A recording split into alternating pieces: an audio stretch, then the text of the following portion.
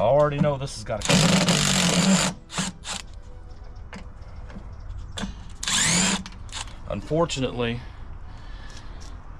the manufacturer, in order to save a few bucks, elects to just put holes in the wall with the exhaust here, and they don't have the outside access panel. If she had an outside access panel, this would go a lot faster.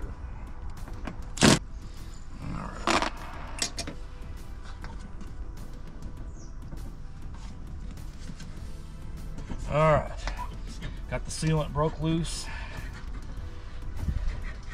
Got her spout off the furnace. I gotta get this spout off the furnace.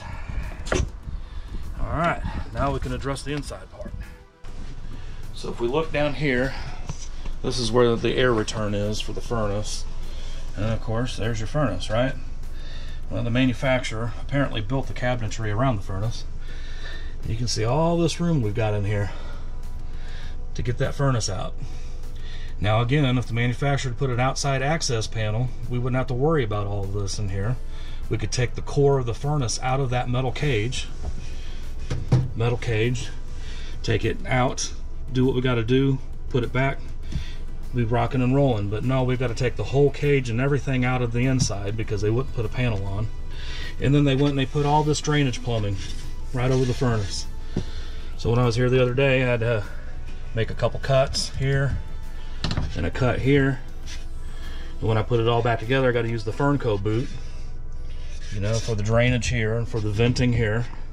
And it goes all the way over there to the kitchen sink. So we're going to take all this drainage back out again so that we can get the furnace out. And then we can take that back out to the truck and look and see what we got going on. And then over here to the kitchen sink. So if you come down here and look, you can see the back of the furnace there. You can see that screw on the back of the furnace panel. We're going to have to take that screw out, and there's another one on the other side of the furnace.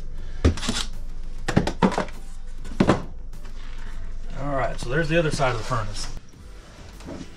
So we got to move all of that out of the way to get a furnace out.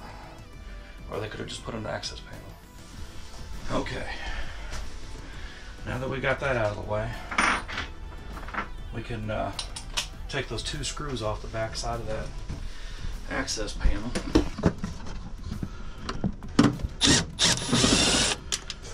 Alright.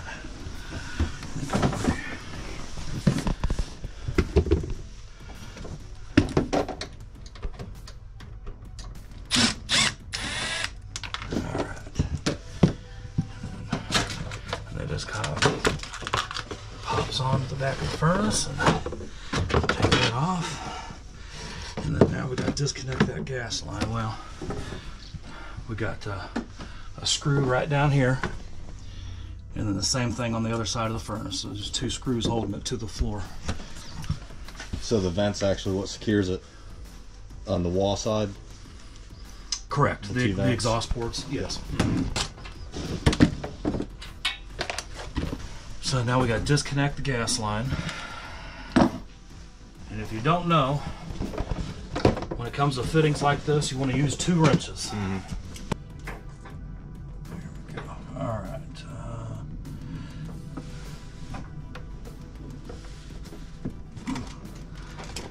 All right. Hold your nose. It's going to stink for a second.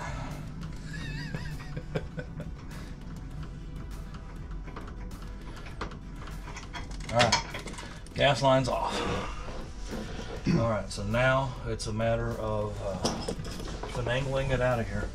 Oh, I forgot I got the wire harness screwed up to the ceiling there. Yeah. I just zip tie them in a bundle and screw them up out of the way so they don't ever get water on them. Last time I was here, these manufacturers like to use bell connectors, which you can see over there on the water heater wiring. And the bell connectors are fine for what they are. In a manufacturing setting, you know, it's quick and easy, but these Wago connectors are really where they're at. These are a fantastic, solid connection. You can see if you're making contact in there with your conductors. It's got a test port on the end of them.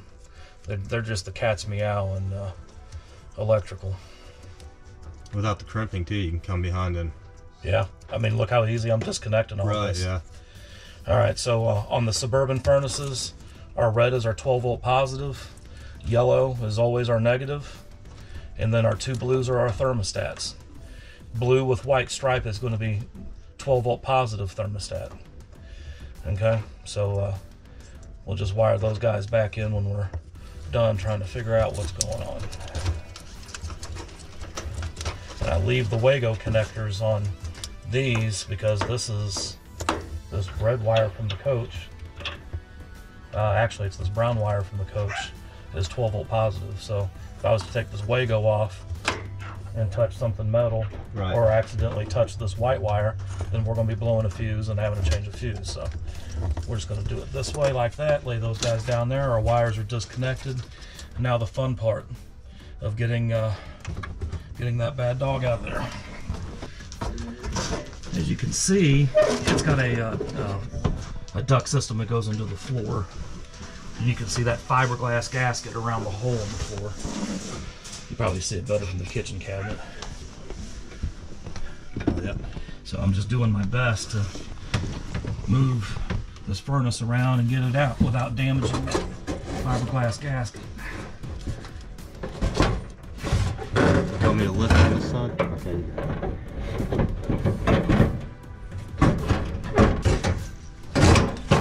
Alright. I got it up on its end. Now I've got to turn it diagonal and get it to come out our air intake over here.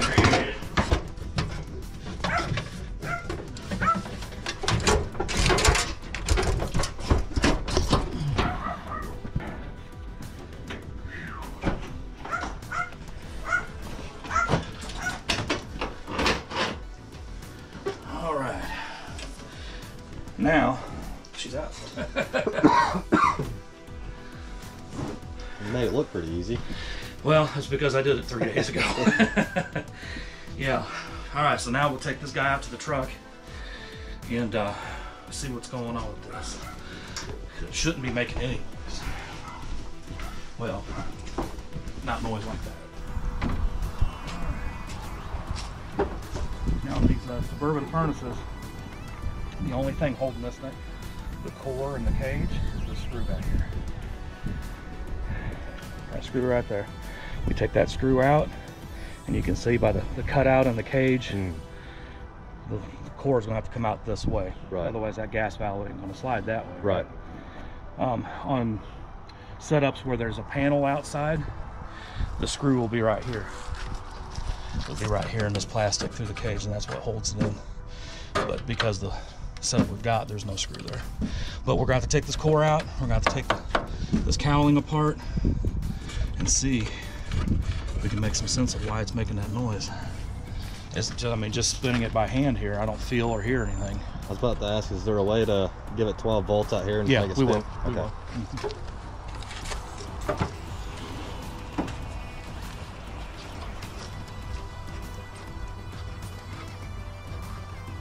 Yeah, everything sounds fine, but let's get my tool bag and then we'll take her apart.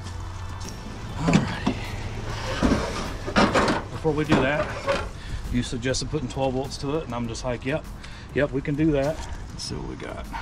I'll give her a good 18. Yeah. Oh, we gotta put these together. Thermostat wires have to have continuity. So that do they run with voltage too? Or is it like... But it's more of a signal purpose, okay, not a load purpose. But that white striped blue wire there is sending 12 volts to whatever thermostatic control we've got. She's got Coleman air conditioners, so that wire is actually on Coleman setups. Typically they just have one wire that runs to furnace, and when you turn on the thermostat for heat, it just sends 12 volts down on this blue wire, and that tells the board fire off. They've got two wires hooked up in that. I'm wondering what kind of setup they've done. All right, here we go.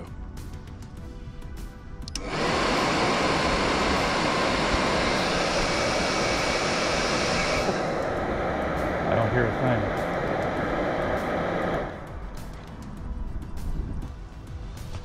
try it on its side. Or maybe push it a little bit. There's nothing to rest on it. Right?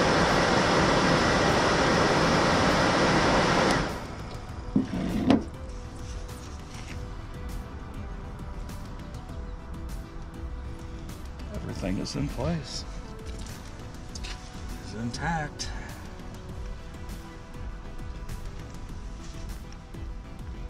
So now I'm wondering if the whole process of taking this out, and you saw what I had to do to get it out, scoot it down up on its edge, twist it around this way and get it out. I wonder if all of that manipulation corrected whatever was happening. Could have been something in the fan, and when all that tilting knocked it out of there. You know what? That's probably entirely possible. Is there anything because when I did kick it up, I did hear a rattle.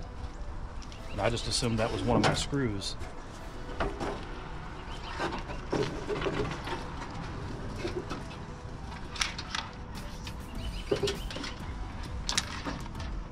This runs off return air, right? From inside the house? Yeah. Okay, so it wouldn't have pulled in any debris from outside or Well, anything. it does have a fresh air intake. Okay, I just heard something inside there.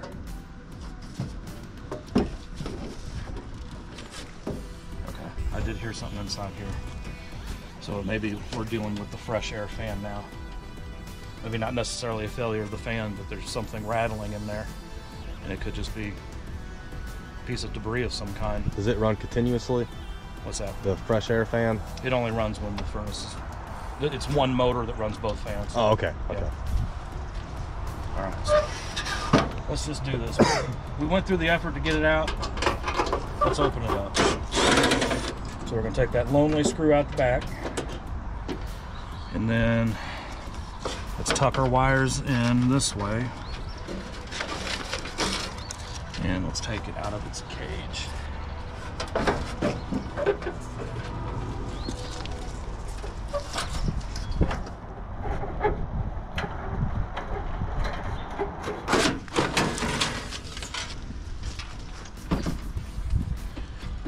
That is your actual furnace right there.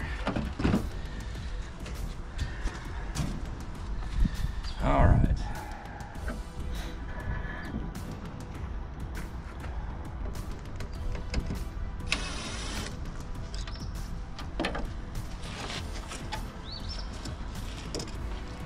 Unfortunately, this piece is one piece with this, so this whole piece has got to come off.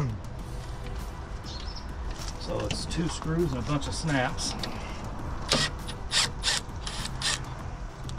And in the old days, there was screws all around it.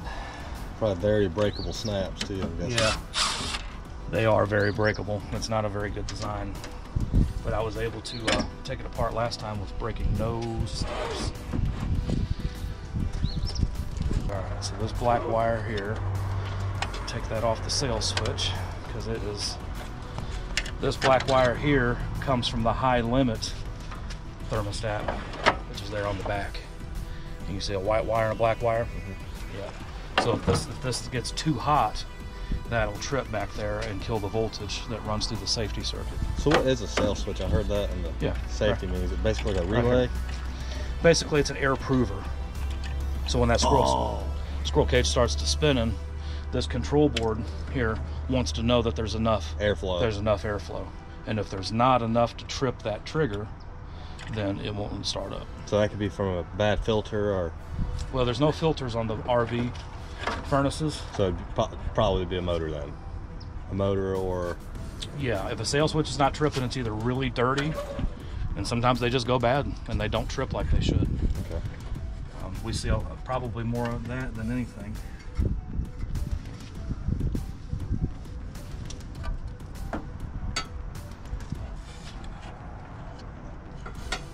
There's some debris right there that I can only imagine fell out of the furnace. All right, let's see what's hanging up that I can't get that off. Here's our igniter.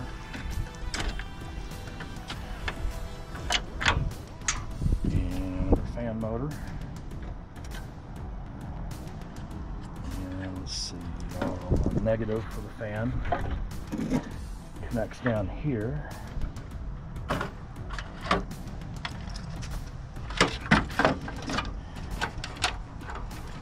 Ah, come on now.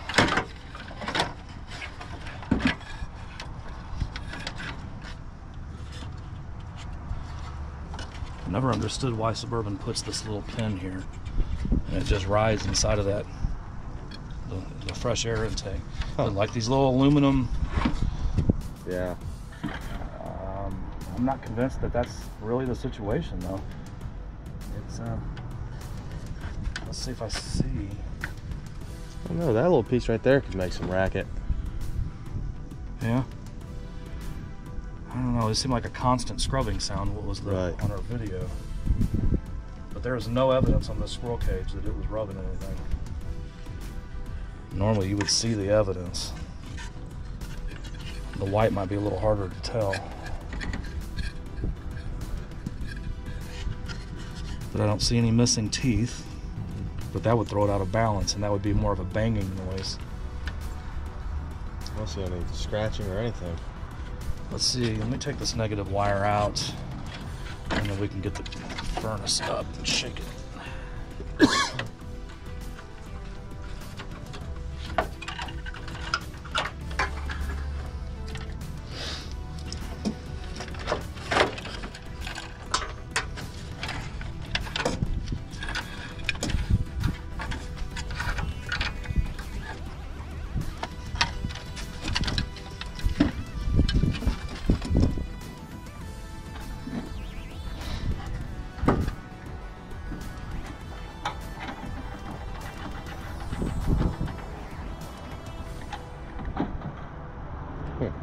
Yeah.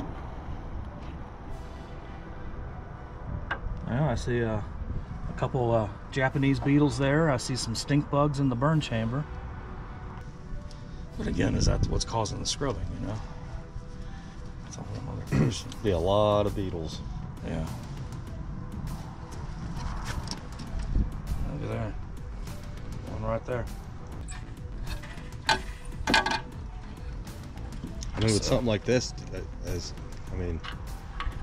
just do your due diligence, and then, Yeah. I mean, I don't know what more I can do, you know? besides put it back together, then test the unit. I mean, I could take all of this off, open up the burn chamber and all that, but again, we're dealing with a scrubbing sound with the the motor. wheels, not anything necessarily in there. But since I've seen them, I want to see if I can't knock those stink bugs loose and vacuum them out.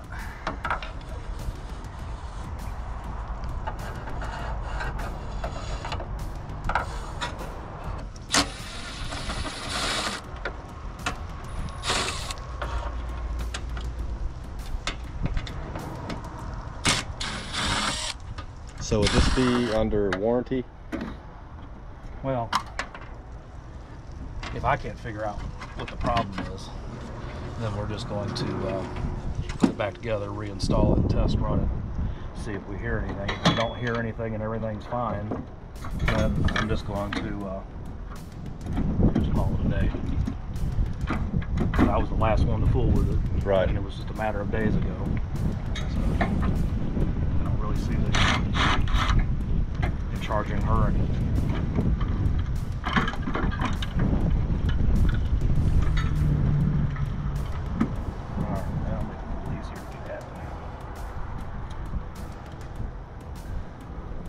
See him? Yeah, oh yeah. Those are your friends, Jason? Yeah.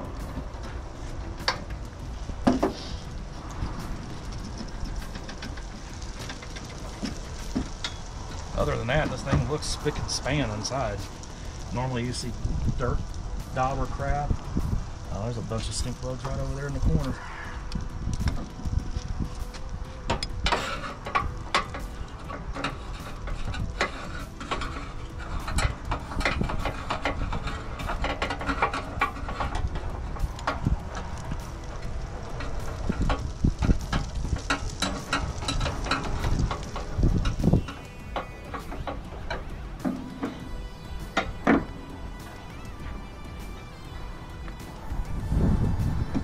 Well, this thing sucks on the battery, don't it? Like, draws a lot. Yeah? 56 now. Yeah. I may need to send that battery back. That's supposed to be like an 8-hour battery. I'm not even sure if we've been here an hour, have we?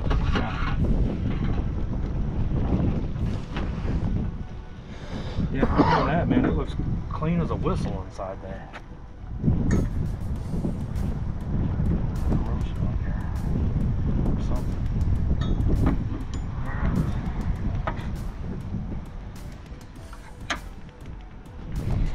I wonder if there's something else vibrating somewhere. Look what's hiding in there. I'm not saying that was the cause of the noise, but it's definitely some debris. Let's see, last time I was here, I didn't take this part off. Right. You know, I didn't need to. I was just replacing a squirrel cage.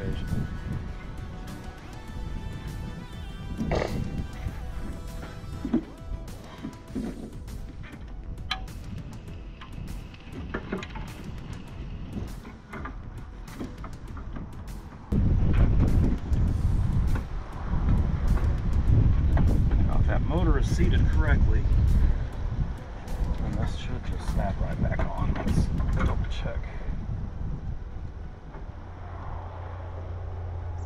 Yeah, it is seated correctly.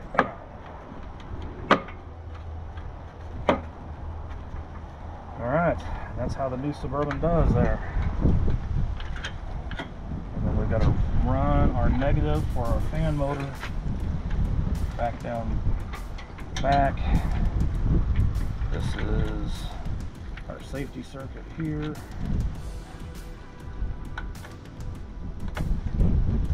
And our igniter goes through here and goes onto these clasps. And like I said, negative goes down through.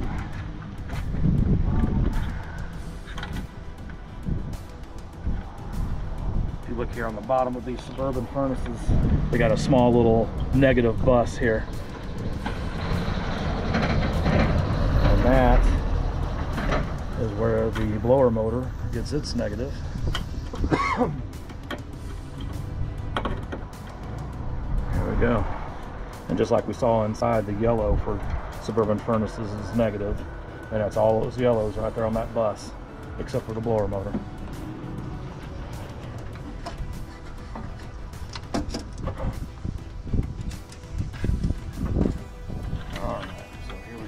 Positive, and if you look at the control boards, it just tells you it's right there.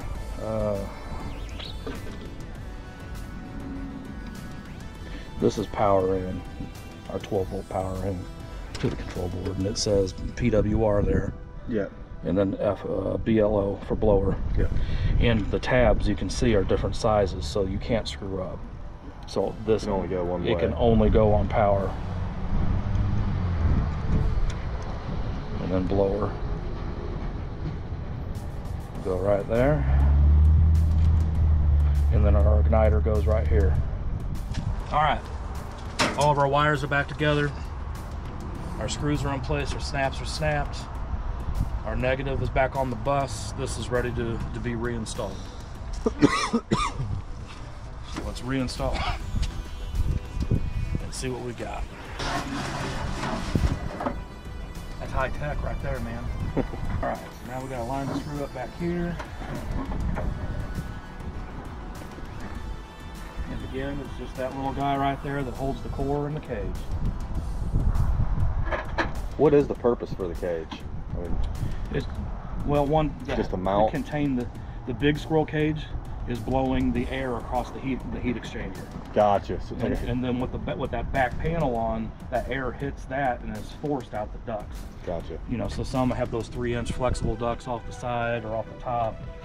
This one just has the dump in the bottom. So it's kind of like a shroud, Mm-hmm. like an air shroud, basically. Yeah. Gotcha. It's containing and directing the air to where you need it to go. Okay. Now these holes right here, can you see on camera? These holes right here are where those 2 screws we pulled out that hold it to the floor. So, and then of course, you know, the exhaust ports up here, when we catch those through the wall, that's the only thing really holding the furnace in the camper other than the weight of it and gravity. Right. So you got your exhaust ports there, 2 screws here, and then you're ready to rock and roll. So stink bugs in the burn chamber Not saying that that caused the sound, but I cleaned it out. Got a little bit of Japanese beetles in there too. I wonder where those things come from. I get stink bugs just crawling on the ceiling. So where are they gonna go? Yeah. The furnace is a wide open appliance to let that happen. I did find on the side where the control board is, on the side of the cowling, I put a little screw in there the other day to hold the board, because the clasp that normally holds the board wasn't holding it. And so it was just loose on the side of your furnace. So I just drilled a little hole, put a little screw in there. I'm wondering if that screw was just too long in that squirrel cage. When it gets hot, it expands a little bit. And I wonder if it expanded and was rubbing that screw. Just enough. So I trimmed that screw in half. Okay. So it's not even going through the cowling now. It's just holding the board steady. So we'll put it in. It was running fine out there before I even worked on it. Oh. Well, see, you know, I had turned it on that night. I bumped it on after you got through with it. It was fine. And it was only the second time that the noise started up, so. Really? And that was, you know, an hour or two later, too.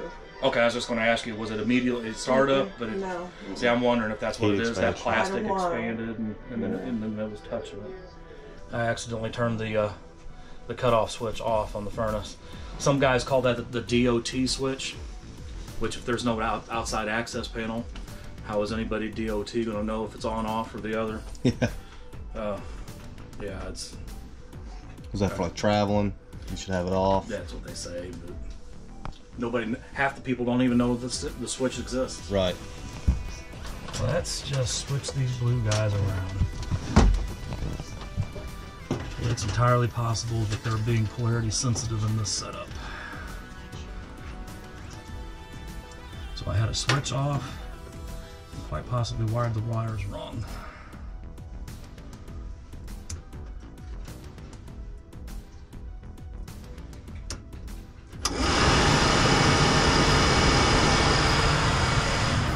Polarity sensitive. Like I said, in most Coleman setups, they just use one blue wire, a solid blue wire, and that thermostat will send a signal to that solid blue. And it kicks off and runs. Right now the furnace is going through its purge cycle. So every time the burner shuts off, or if you go turn off the thermostat, it'll run for about another 30 seconds after that. So if there's any leftover gas in the burn chamber, it's kicking it out. Yeah. Our ports are lined up very well. And all I'm doing is just setting these inside. I just want to make sure that this is going to work before I button it down. Right. How long does it take for the burner to kick on? Right there? Yeah. 15 seconds, I think. It'll blow. Okay. So it tries 3 times. So now, say I was diagnosing this, they said it's not blowing warm air. How would I know if it's without, I guess you just walk over to the vent and see if it's blowing warm air, right? That's the only way to know if it ignites? More or less, but usually what the call is my furnace is blowing cold air, it's not blowing any heat. And then you find out, it only runs for a couple minutes and shuts off. Well, usually that couple minutes is 45 seconds.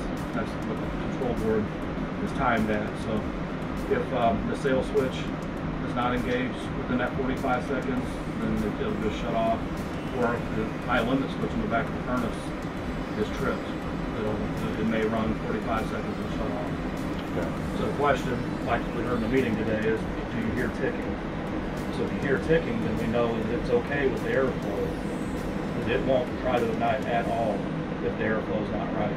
So then it's like an orifice or burner. So if you hear ticking but it's not igniting, then I'm checking for dirt dauber nests built on the burner head, stuff like that. So we show up for one problem and end up having another problem. That's camper. Yeah. Real gassy. Definitely got gas. All right, well, we found stink bugs in there. So maybe something got into the orifice. All right, so let's go take that guy out again. Now to get to the burn chamber, you have to pull the swirl fan back off and all that. Okay. Well, I knew that was how we got there before, but I didn't know if that was the only way to. It's not the only one. You can use a crow's foot to get at the top of the valve to get the gas line off. I may just do that. It does have to come out of the cage though. So this is our burn chamber here. These are our gas valves right there. Oh, I see. I could stick a crow's foot in there and get it off. And pop that. The line will come off with that. Mm-hmm. Yep. Yep. 3/8. Overkill. Yeah. I don't mess around, man. Yeah. If it's tight, it ain't gonna feel tight.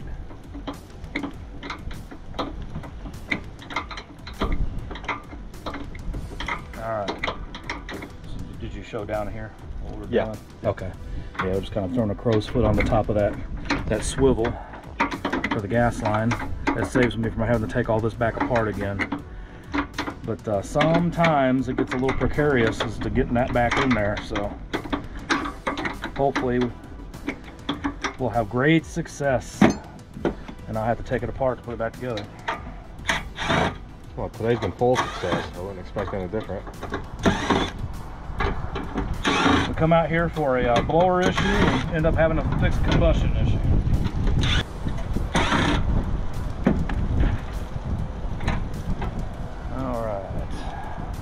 There's our orifice. Looks clean. A little carburetor jet.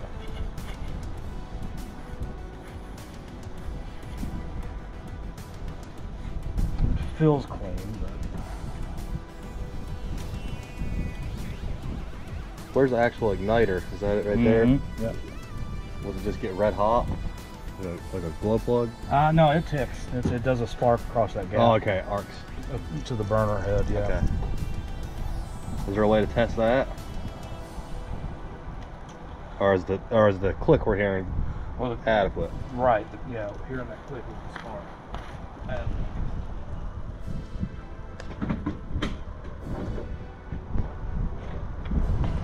Got a brand new service truck, and I get water in this cabinet.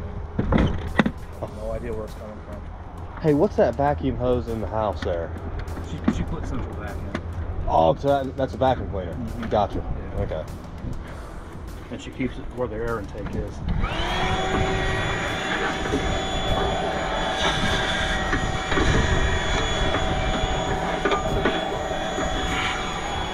I'll have to get myself one of those. All right. Put it up.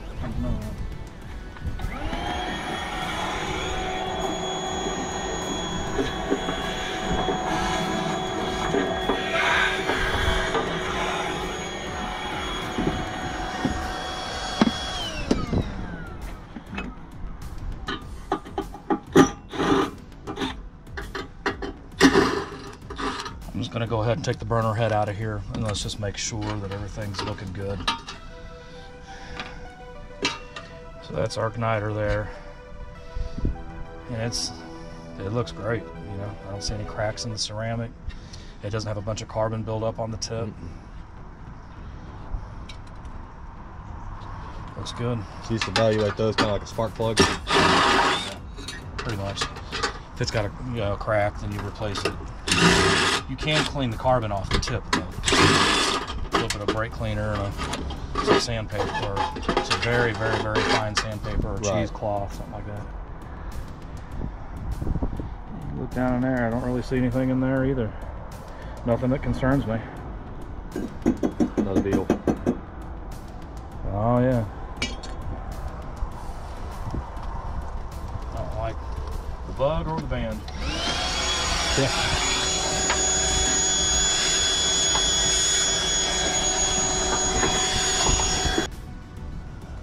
Right, well.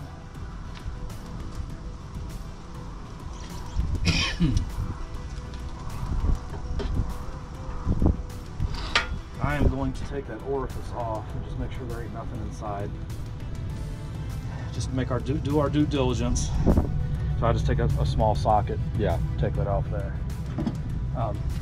Nothing metal in that hole. If you got like a thin toothpick or something, you could do that, but they say because of that brass, I don't know how exact it has to be. Don't put anything metal in that hole. Here we go. 9:30 seconds.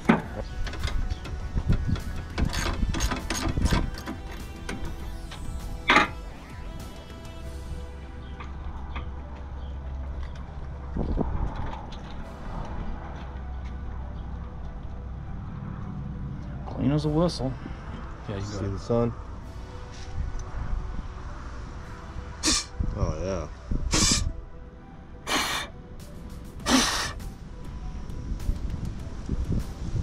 Yeah, because we can smell the gas. Mm-hmm. But sometimes I've caught like a dead spider in that hole, and you still smell the Not gas. getting enough gas. Yeah, it interferes with the flow of the gas. I wonder if it could somehow be that igniter. I mean, it looks great, but That tube is clean. All right. it wouldn't be the igniter because we heard it, right? That's my theory. I'm sticking to it. Yeah, I've had it where the igniter's actually touching the burner head, and of course it doesn't spark. Right. Yeah. That. Yeah. And you don't hear nothing. It's like it shouldn't be ticking. I don't hear a thing. Is there a set of how far you want that, or is it just? It's like 5/16. Is that right? 5/6. Anywhere around like a 1/4 inch would be all right. Yeah, it's even less than that. 3/16. Yeah, maybe. Yeah, I All right. realized earlier when I said like 3/4 electrical, and then I ended up doing like a 1 1/8 total. Alright, burner head's going back in. And if you can see here, I didn't know if you got any of this earlier, but just 2 screws right down here on the foot. 1 screw right there.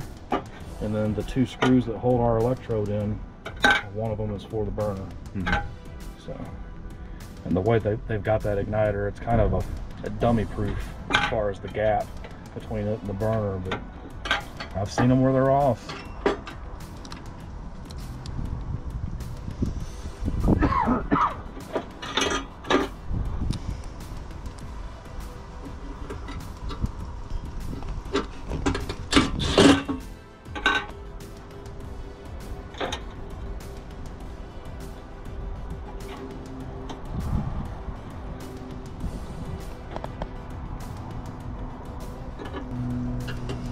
Another beetle.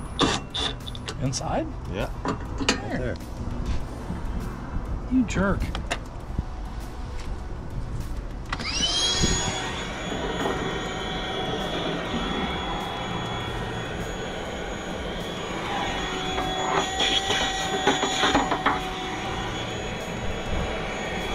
The luck we're having today was probably a beetle just partying right on top of the oil. It probably parked right on top of it. Yeah. All right. Okay, this is what it looks like when we opened it, put it back together, got all our screws in place there. And then as you can, I don't know how well you can see it on camera with the igniter and the gap over the burner head. It's only 8. Yeah, it's pretty thin. So that's a good gap there. So it should be ready to rock and roll. Try and keep our gasket in place.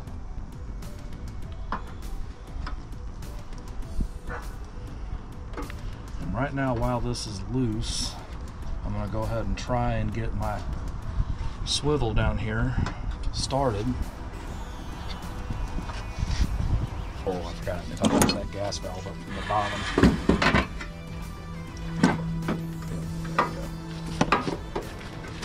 Things you forget.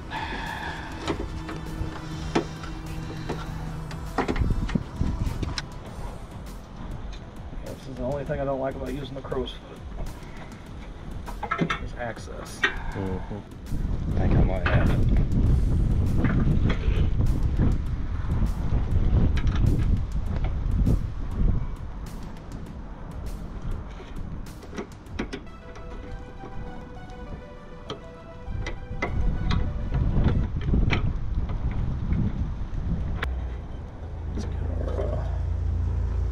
Trade back off. What's that? You want to trade off here? Sure, we can. Right on, right on.